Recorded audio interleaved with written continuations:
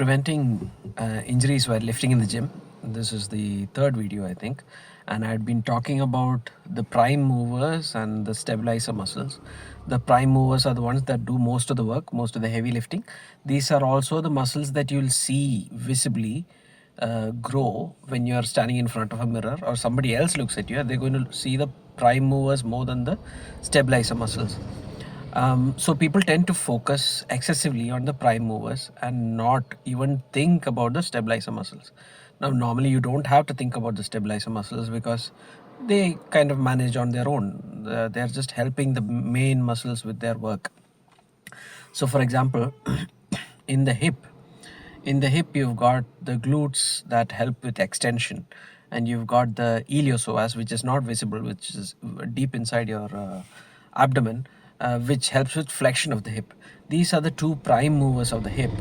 But there are stabilizer muscles. There's the glute medius, and there's the glute minimus, the piriformis, the obturator, even the pelvic floor muscles. They're all assistant muscles to the prime movers of the hip. So we don't specifically train the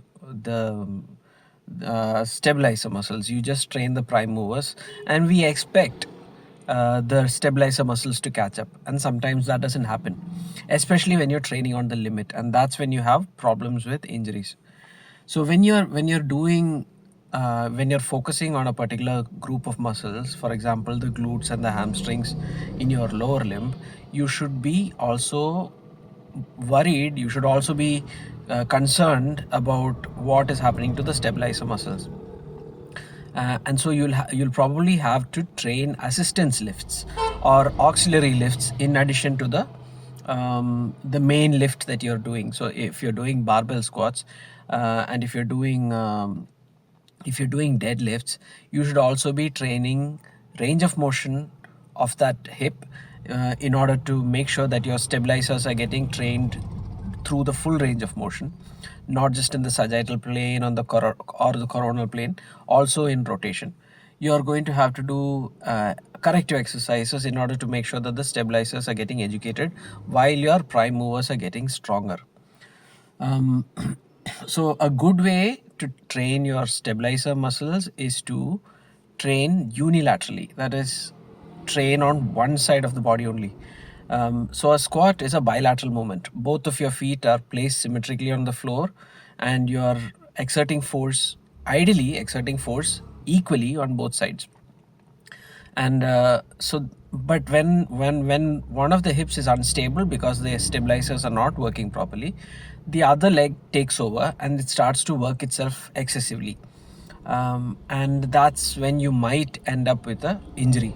Or it might be that the side that is weaker and not stabilized properly gets injured as the stronger leg continues to improve and the weaker leg is no longer able to keep up with the stronger leg. So that can happen. So in order to prevent that, you have to train each leg individually. So you'll have to train split stance exercises like a lunge or single leg exercises, and that's one way to train your lower limb stabilizers.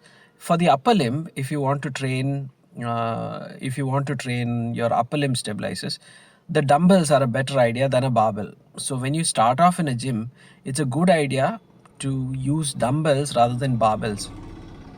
And when you start off in a gym and you're going on a machine, instead of using a machine that is going to train you with bilateral force, that is with both hands, you do exercises that are training one hand at one time.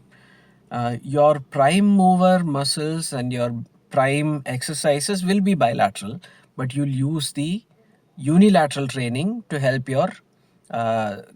create symmetry between the stabilizer muscles and help create balance between the stabilizer and the prime movers.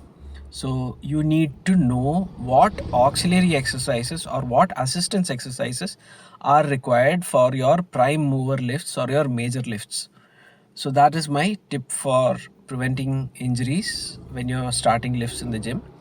I'll say that once more.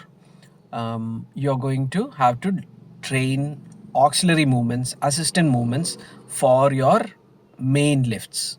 And if you don't do that, You might get away for some time, but at some point it'll catch up. The asymmetry will catch up and the lack of balance will catch up, and you will get injured, especially as the weights start to go up. Thank you.